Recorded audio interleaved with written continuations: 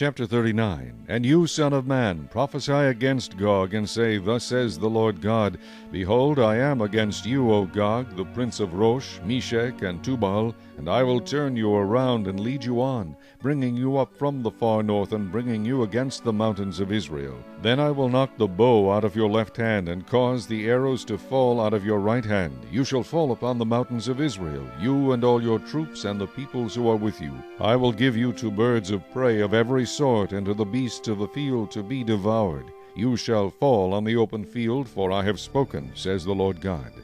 And I will send fire on Magog, and on those who live in security in the coastlands. Then they shall know that I am the Lord. So I will make my holy name known in the midst of my people Israel, and I will not let them profane my holy name any more. Then the nations shall know that I am the Lord, the Holy One in Israel. Surely it is coming, and it shall be done, says the Lord God. This is the day of which I have spoken.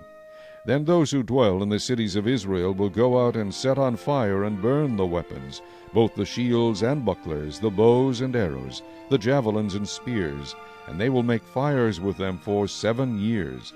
They will not take wood from the field, nor cut down any from the forests, because they will make fires with the weapons. And they will plunder those who plundered them, and pillage those who pillaged them, says the Lord God. It will come to pass in that day that I will give Gog a burial place there in Israel, the valley of those who pass by east of the sea, and it will obstruct travelers, because there they will bury Gog and all his multitude. Therefore they will call it the valley of Hamon Gog. For 7 months the house of Israel will be burying them, in order to cleanse the land.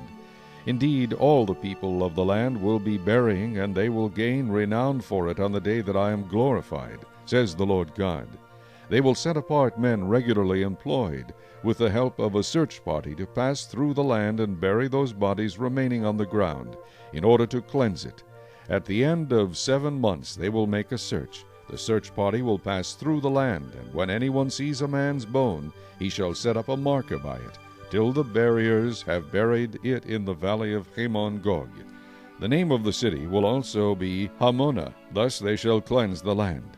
And as for you, son of man, thus says the Lord God, speak to every sort of bird and to every beast of the field. Assemble yourselves and come, gather together from all sides to my sacrificial meal which I am sacrificing for you, a great sacrificial meal on the mountains of Israel, that you may eat flesh and drink blood.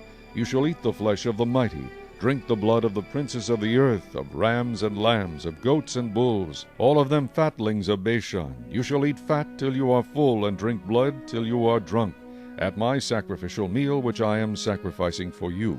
You shall be filled at my table with horses and riders, with mighty men, and with all the men of war, says the Lord God. I will set my glory among the nations. All the nations shall see my judgment which I have executed, and my hand which I have laid on them. So the house of Israel shall know that I am the Lord their God from that day forward. The Gentiles shall know that the house of Israel went into captivity for their iniquity, because they were unfaithful to me. Therefore I hid my face from them, I gave them into the hand of their enemies, and they all fell by the sword. According to their uncleanness and according to their transgressions I have dealt with them, and hidden my face from them. Therefore thus says the Lord God, Now I will bring back the captives of Jacob, and have mercy on the whole house of Israel, and I will be jealous for my holy name. After they have borne their shame, and all their unfaithfulness in which they were unfaithful to me, when they dwelt safely in their own land, and no one made them afraid, when I have brought them back from the peoples, and gathered them out of their enemies' lands, and I am hallowed in them in the sight of many nations, then they shall know that I am the Lord their God, who sent them into captivity among the nations, but also brought them back to their land, and left none of them captive any longer. And I will not hide my face from them any more, for I shall have poured out my Spirit on the house of Israel, says the Lord God.